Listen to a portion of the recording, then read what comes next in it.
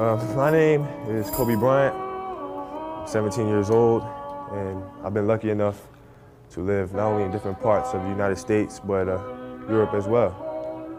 My father played professional basketball. He played for the Philadelphia 76ers, the Houston Rockets, and the San Diego Clippers.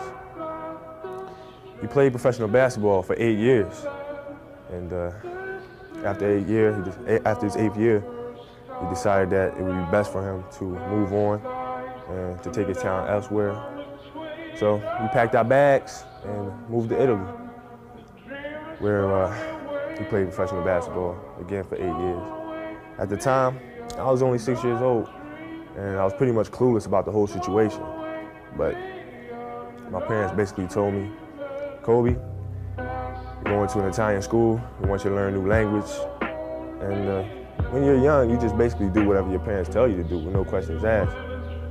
So I said, fine, I'm gonna learn this new language, which I did. I can speak Italian fluently. And I met a lot of new faces, a lot of interesting people. And, Italy became my home. My heart is there, my heart will always be there. So it's very hard. My father told us that he was retiring from the game of basketball and that it was time for us to come back to America. I didn't want to come back, and my sisters didn't want to come back. But when it was time to start school, I thought that me and my sisters would be together, the same school, just like in Italy. But my sisters were older than I was. They were starting high school. So Sheree and Shay attended Lower Marion High School, and I was stuck at Bala Cynwyd Middle School. And it was very hard getting adjusted, simply because I had a lot of trouble understanding English and the slang. But one thing I had in common with some of my other students and classmates was basketball. And unfortunately, because of the lack of communication with my peers, I wasn't invited to parties or friendly gatherings on the weekend. So on Fridays and Saturdays, I would go to my rec room with my basketball and basically dribble myself to sleep.